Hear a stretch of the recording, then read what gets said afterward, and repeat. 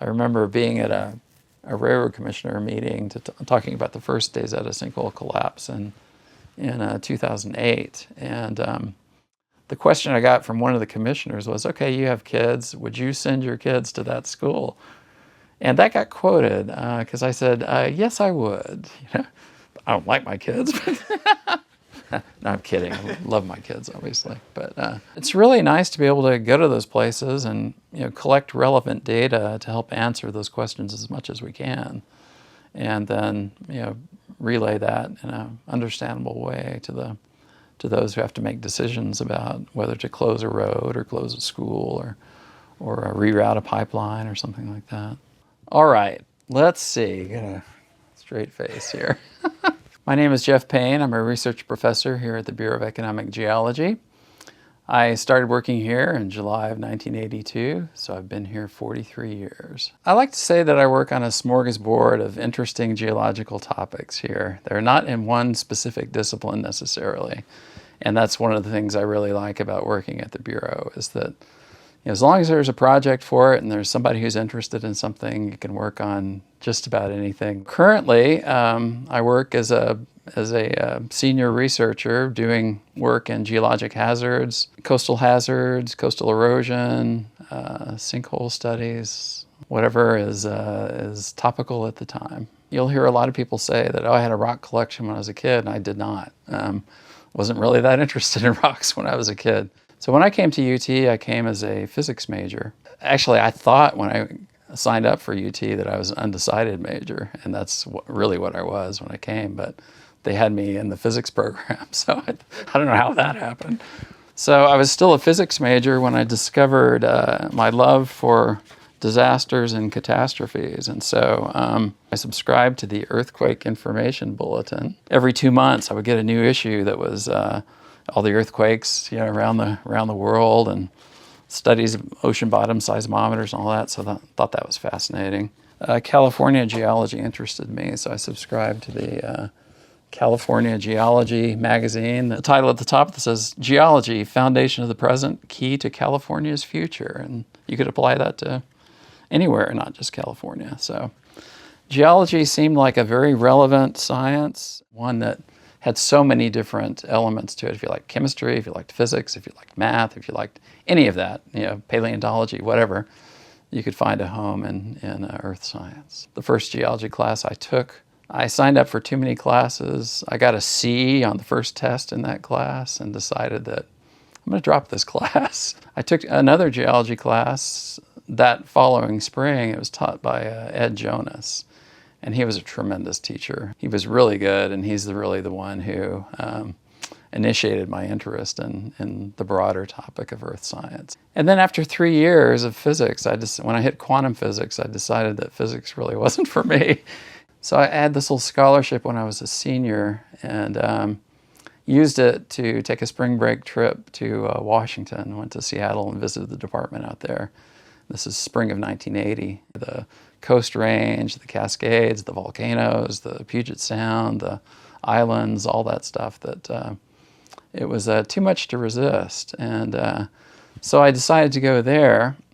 In May, Mount St. Helens erupted. So between the time that I decided to go there and the time I got there in September, that major event happened, and that was just right up my alley. So that fall, I got a thesis topic working on the volcano, and got to visit the crater in a helicopter between eruptions and collect samples. And the helicopter took us right up next to the dome, landed, let us off there, and then the helicopter went away.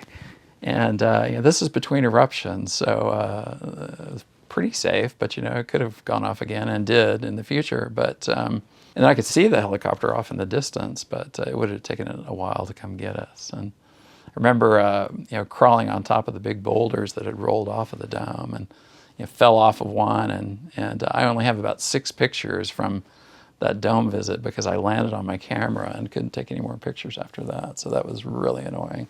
One of those samples is one of my few rocks that I've collected, and that's this one right here. We were trying to study these xenoliths to determine what the crustal structure underneath Mount St. Helens was. University of Washington was not known as a school that the oil industry hired from typically, but the industry was so hot that they actually had interviewers there and all that, even looking for, hard rock type people who they might be able to train for looking for oil. And so I interviewed with several of the oil companies, and I remember one of the visits was kind of funny. It was, I think it was with Gulf Oil in Casper, Wyoming, and they flew me there in the spring of '82, and the moment I got off the plane, they said, well, we've already started having layoffs, so we're not going to be able to offer you a job, but we'll show you around. And, nothing against Casper, Wyoming, but there maybe isn't a whole lot to see there. So that was really why I decided to come to the Bureau, was I got a job offer from the Bureau, and it was the lowest paying job offer of any that I had. And returning to Austin and UT and all that was appealing. That led to another serendipitous event, which was Hurricane Alicia struck the Texas coast in the Galveston, Houston area. And so we had a project from the Attorney General's office to look at the effects of Hurricane Alicia and then the recovery to try and protect Texas beaches for open public access. It's, again, one of those places where you can see change. It's kind of like disasters or other hazards.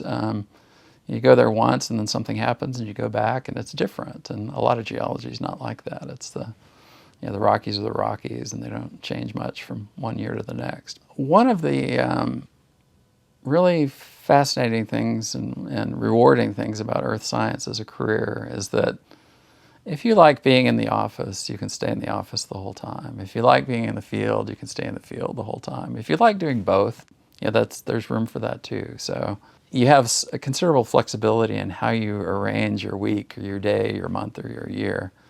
And I'd like to have kind of a mix of field work and been fortunate to work in many places that not many people get to see. Storm areas that have been impacted, you can get through the gates there. You can go get onto property to see a huge sinkhole that's formed that the public can't. And so I think it's important to do a mix of both. I enjoy being out in the field some. I enjoy being in the office some, trying to do something with the data that we collect in the field. I've done very little work here that I didn't really enjoy. And that's been why I've stayed here for so long, is you just get to do so many things and I think that's one of the hallmarks of finding a career that appeals to you. It's never been a job. It's always been a passion, really. And I've always enjoyed the work that I've done, and just am thankful every day that I get to do it. And as I get closer to retirement, that's actually one of the issues. Is like, wow, I'm going to miss this, and it's been a lot of fun. In my life, there were a couple of times where I had opportunities to do something. Like I had an opportunity when I was a graduate student to go on a deep sea drilling project cruise, and I thought I was too busy at the time. I was trying to wrap up my thesis, and so I forewent that opportunity. And I was thinking, I really should have done that. And instead of having your default response to an opportunity is to be no and to think of reasons why not to do it, that try to reorient it so that your default is yes. And then if there's a really good reason not to do it, then sure, don't do it. But in general, I think the advice would be, say yes if at all possible to opportunities, be it within earth science or any other career, or even other areas outside of work. Thanks for watching Meet a Geoscientist, a series by the Bureau of Economic Geology. For more information on this topic, check out the links in the description below. If you enjoyed this conversation, like and subscribe to discover more career paths in geoscience.